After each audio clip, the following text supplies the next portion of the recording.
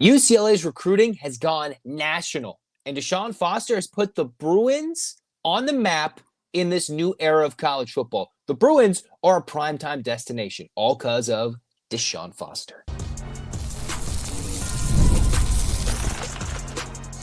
You are Locked On UCLA, your daily podcast on the UCLA Bruins. Part of the Locked On Podcast Network, your team every day. Welcome, everybody, to this edition of the Locked On UCLA podcast. I'm your host, Zach Anderson-Yoxsimer. Thanks for making this show your first listen each and every day. It's free wherever it's your podcast, and it's available on YouTube. Like, comment, subscribe, download. Thanks for your support. Welcome back, everydayers. Today, we're talking about the latest crystal ball for UCLA in football recruiting, an official basketball player signs, and we'll talk in detail about UCLA softball's Super Regional Game 1 against South Carolina. With no further ado, this episode is brought to you by Monarch Money. Take control of your finances with Monarch Money. Use the code LOCKEDONCollege at monarchmoney.com for 50% off your first year. So, where we get started, UCLA, according to On3, has a prediction, a crystal ball, if you will, from, I believe, Steve Wiltfong, if I'm saying that correctly. And the Bruins are looking at a 4-star interior offensive lineman from Vero Beach. All right, think about that. The former spring training home of the Los Angeles Dodgers for many, many years in Dodger Town. And now UCLA is like, hey, why not make it a home there in our recruiting hotbed of Florida? 6'5.5", 325 pounds. Micah Smith, class of 2026. I talked about mostly DeShaun Foster and company would go after a lot of defensive players, but they do need to beef up the O-line. And here they are with a crystal ball for one of the top 10 best interior offensive linemen, a top 25 recruit in the state of Florida. And the Bruins are going cross-country, going coast to coast with what they can do in the recruiting cycle. And this is a guy that was getting recruited by Ohio State, South Carolina, Illinois, Alabama. Now it's not official yet. This is a guy that just took his official visit to UCLA and still has another official visit scheduled to South Carolina. But the Bruins actually follow through with this and get this kid to commit, come to UCLA, sign, and stick with the Bruins for a couple of years. That kind of transforms the energy in the offensive line room. How much work does that mean Andy Kwan, the new offensive line coach, has put in? DeShaun Foster's general managing team, the recruiting team that has overhauled an archaic system, or the lack thereof, not even archaic, just the lack thereof with Chip Kelly and the Bruins going national with a recruit that could very well push UCLA into the top 20, top 15 in their class of 2026.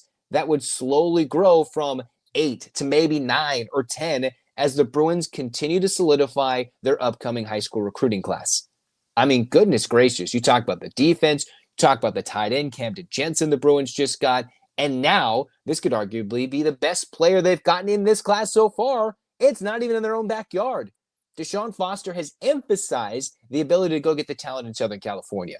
But how about going into the SEC or ACC recruiting territory and winning a potential NIL war, just winning a recruiting battle against some of those teams out there? It's like, hey, come out west. UCLA has the goods. They've got the opportunities in Westwood, hailing to Pasadena at the Rose Bowl, and become a Big Ten superstar. Big Ten offensive lineman. You're going to face the biggest and the best on the other side. Why not do that at UCLA? And the Bruins continuing to do so with Micah Smith. This is some of the stuff that's talked about Smith. A two-way player in high school as a junior. A two-way player. That's how you know the kid's a beast, all right? Participated in the Under Armour All-America game where he got snaps at right tackle, was a two-way player starting right tackle in 2023. He's been going on a lot of official or unofficial visits to Miami, Tennessee, Illinois. Obviously, UCLA's was within the last week or so. But the Bruins, with that big recruiting weekend that DeShaun Foster got, Yaya Gad, if I got that name correctly, to commit recently from Tennessee, think about how much they're expanding into SEC territory. And the SEC keeps growing teams by like the dozens, it seems like. Those teams have NIL opportunities, big-time fan bases, and for UCLA to go in there, potentially get a kid like Smith to commit to UCLA or be even considered this highly with who's recruiting this kid, that would be a huge win. Now, obviously, a flip, a decommit, a last-minute upping of the NIL opportunities or change in how these kids are paid could certainly switch recruiting for the class of 2026 before it even gets to early signing day, whatever that looks like later this year. But this is still a huge opportunity for UCLA to bolster their next class. I mean, this is already a big-time recruiting class in the last week, doubling a recruiting class that had 0 commits for 6 months since, 2024? And then all of a sudden, it's doubled, and it's going to more than double. It's soon, very well, could triple. And they're not just getting like the regular, it's a 2.5, 3-star. No, they're getting more talented players. Each recruit is more talented than the next at a position of need for UCLA.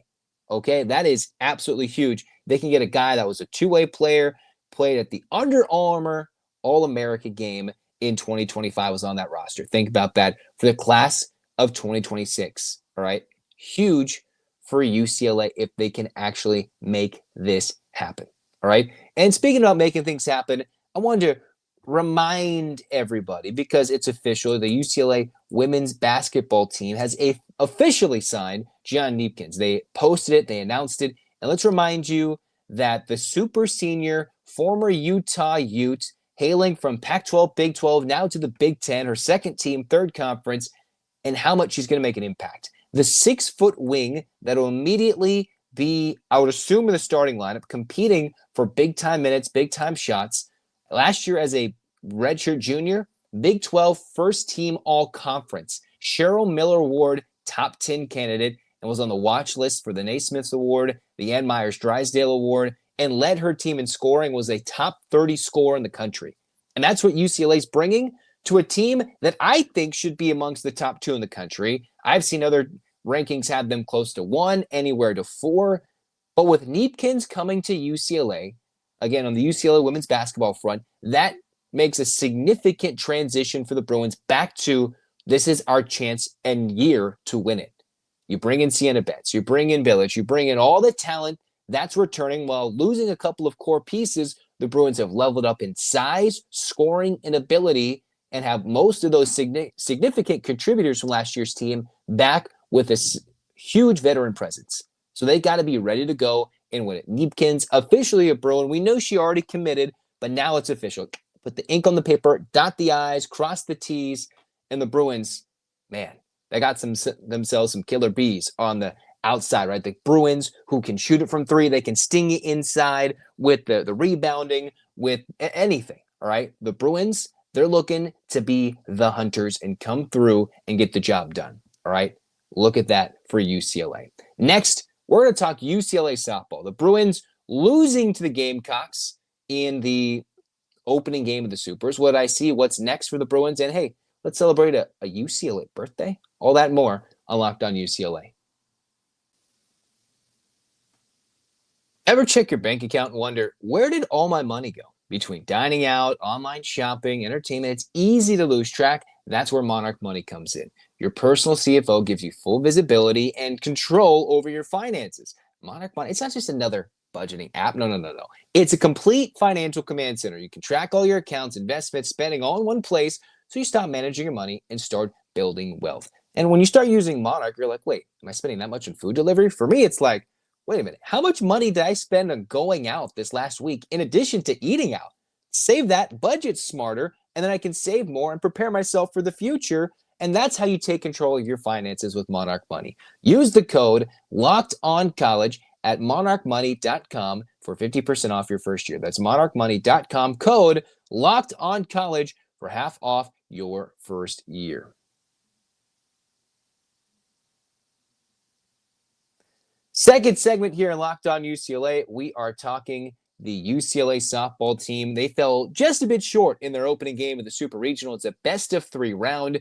UCLA has not been on the road since 2016, I think the broadcast said, in the Super Regional round. That's because UCLA has either been a national seed or, in the rare occurrence that they lost early, they were always expected or always in position to host the first 2 weekends. So this is a little different. You had South Carolina like, all right, we were expected to finish last in the SEC. And the next thing you know, they started 20-0, and their coach came in with a game plan. They went with one pitcher, and then next thing you know, they went with their likes of Sam Gress, who came in a righty with a lot of tail on her ball, moving outside to the lefties, and the Bruins fell short in rather dominant fashion from the Gamecocks at the end of the day. 9-2. The hits were rather even, 11-8, but it was a lot of two-out clutch hitting for South Carolina. I believe of the first 7 runs, almost all of them were scored with 2 outs. You think about it, in the first inning, UCLA went with Caitlin Terry, walked the leadoff hitter, got 2 outs, and then a 2-out bomb. Next thing you know, the rally continues. They get a 3rd run in that first inning. UCLA's down 3-0, and they've only swung it once. They wasted a leadoff triple from Savannah Pola, or not a leadoff triple, but a 1-out triple, I believe, in the first inning, and you have some of your best hitters coming up, and the Bruins don't come through. Then in the second inning, they tacked on more runs, and that's when Coach Kelly Inouye Perez went with Addison Fisher, the youngster who did not pitch in the regional round, was not feeling that well, was under the weather, according to the broadcast today, and navigated the middle innings with ease for the Bruins, getting out of the second into the third, to the fourth, scoreless. UCLA tacked on some runs in the 4th inning, had the tying run at the plate, couldn't do anything. And the 5th inning is what swung the game entirely. UCLA against Gress, who had come into relief for the South Carolina starter, Jory Hurd, who came in, went 3 2/3, 4 hits, 2 runs earned, struck out 3. It was Gress who was the expected pitcher to come in later, come in relief, and use the tailing action with the change, her rise, mixing in the off speed with that screwball-like action. The lefties got a couple of good pieces on it and got 2 on to bring up the tying run at the plate in the form of Jordan Woolery. And if she didn't get the job done, Megan Grant. And you know what Gress actually did? Struck out the Bruin Bombers, the Smash Bros, whatever you want to call them, the home run bats in the middle of the lineup, struck them out back-to-back. And I think it was announced that was the first time all season that had happened. Woolery and Grant striking out back-to-back. And then the next out was recorded in a 5-2 game where a base hit, a double, could score 1 to 2 runs. It's a 5-4 game. Different nerves are coming in. But once Gress got Woolery, you're like, okay. And then got behind 3-0 to Megan Grant. It's like, okay. And then rise ball, and then an impossible to hit rise ball, strike 3, swung on and missed for Megan Grant. I believe, just her 9th K of the year with a lot of ABs this year. That's when you knew, this seemed like South Carolina's day. And finally, they scored some runs on Addison Fisher late when they scored 2 in the bottom of the 5th, very close to run ruling the Bruins in the bottom of the 6th. And that was when it was all she wrote. 9-2, UCLA dropping this one. And in the end, it was South Carolina, a scrappy ball club. That team would not go down without fouling off a pitch, without fouling off a 2-strike pitch, or just not a lot of walks by UCLA pitching. It was mostly the Gamecocks would not go down without a fight. They wouldn't strike out. They put the ball in play. And I think their first 10 at-bats with 2 outs, they were 6 for 10. 6 for 10 through the first 4 innings, if you will, with 2 outs, which led to a endless array of 2-out scoring. Now, if the Bruins get out of that inning, that first inning, it's 0-0, different game. If they're out of it in the second inning, it's still 3-0. If the Bruins don't give up more runs in that 5th inning, it's still within striking distance, a hit here, a bloop, a blast. Even though not many things were flying out of that South Carolina ballpark, it could have been a different game. But now UCLA is against it coming up into game 2 on a Saturday morning on the West Coast. But funny enough, there is a stat that favors UCLA since 2000 when losing game 1 of the Super Regionals, and I'll tell you about that next on Locked On UCLA.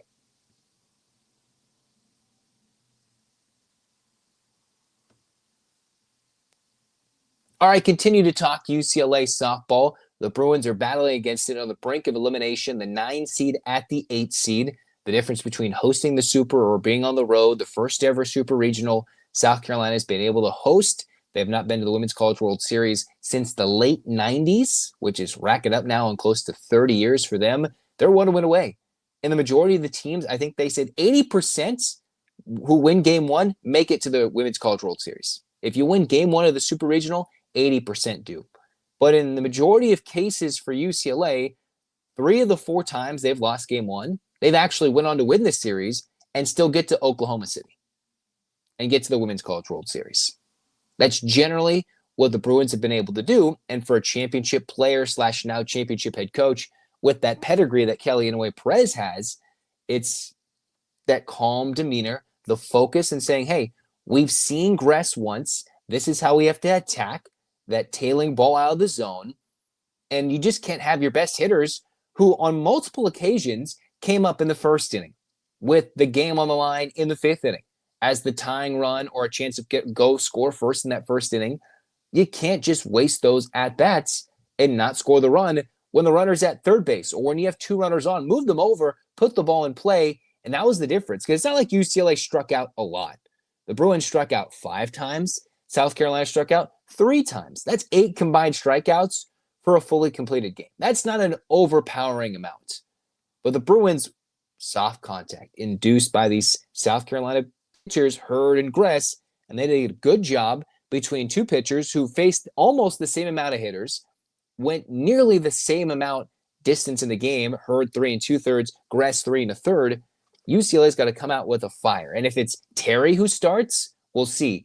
If it's Fisher, if it's Tinsley, whatever UCLA has to do in the circle, it's got to be a renewed focus and realize how close and how tight was that zone at times in the first couple of innings, both for and against UCLA, and just getting those third outs, right? The South Carolina coach, I remember reading her quote, it's going to come down to when you got a couple of runners on and 2 outs, who's going to get those outs and who's going to drive in the runs. Seems very simple, seems very basic, but she was spot on for her team. Can we get out of those rallies when the Bruins are trying to score some runs and score in bunches? For a UCLA team that run rules a lot, there are times when the bats go quiet. They've been able to scrap out victories and eke out those close ones. Now with their season on the line, UCLA has their backs against the wall. All right? But they face some of the best teams. UCLA absolutely has, and they're going to need some of their best performances. Who are some good players in this one? Well, Savannah Pola, 2 for 4. The leading hitter, obviously doing big things. Jessica Clements, 1 for 4. Jordan Woolery, 0 for 3 with a walk and 2 Ks. It's not often that Grant and Woolery will go 1 for 7 with 3 strikeouts. All right? Woolery's 0 for the season. How many times she's been 0 for? Less than 6-ish times. Looking quickly at the box score in her season, and that includes the majority of the at-bats when she has 3 or more at-bats in a game. She doesn't just go 0 for 3. So expect Jordan Woolery and Megan Grant to have some thunderous bats in this game too, because UCLA has to go win game 2, force a Sunday. They haven't announced the time Sunday, but maybe a Sunday matinee. There's weather expected in the later parts of the weekend for this weekend. So I would hope they can get out of Columbia without any weather delays that could affect game 3. But first for UCLA, you have to get there. You absolutely have to get there. And it comes down to who can get down, rise to the occasion in the circle, and can the Bruins get on the board first? They will be the home team, the designated home team in game 2. So it's important for UCLA to get those first 3 outs, not let the crowd get into it, as South Carolina will be that designated visiting team in game 2. If they score first, I don't think UCLA is going to have it in them to win game 2 in a best of 3. Now, if the Bruins score first and continue to pile it on, then you can relax and get your focus turned towards game 3, where everything's on the line to get to the Women's College World Series. All right. A lot of pressure riding on this upcoming game next for UCLA, but a well-played game, a well-pitched game for South Carolina. They played clean defense, no errors, and UCLA is going to have to show up in the next game. All right. It was a great day for Sophia Mojica at the bottom of the order, 2 for 3. But Caitlin Terry, 0 for 3, 1 out, or 1 K, 5 runs given up to take the loss in an inning and 2/3. That's not a typical Caitlin Terry performance.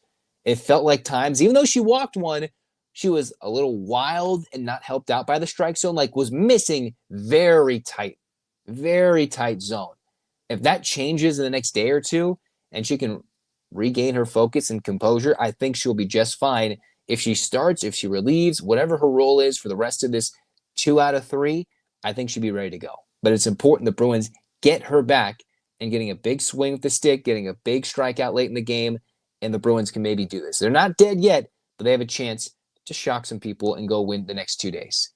And also, let's not forget, the day we're recording this podcast, May 23rd, even the Chancellor, Julio Frank, posted about this. May 23rd, the day I'm recording and posting this podcast, is the 106th birthday since the founding of UCLA. Can't exactly say it's the Bruins' 106th birthday because UCLA hasn't been the Bruins for 106 years, but UCLA is 106 years old. Think about all the memories since 1919 in terms of UCLA specific things. Now you can go academics, you can go athletics, you can go overall branding wise. Here we are, UCLA in a Big Ten conference, many memories, many championships and counting, and they're trying to add one more before the end of this academic calendar year, before one of the more intriguing football seasons coming up, before a fascinating basketball season, both on the men's and women's sides this year.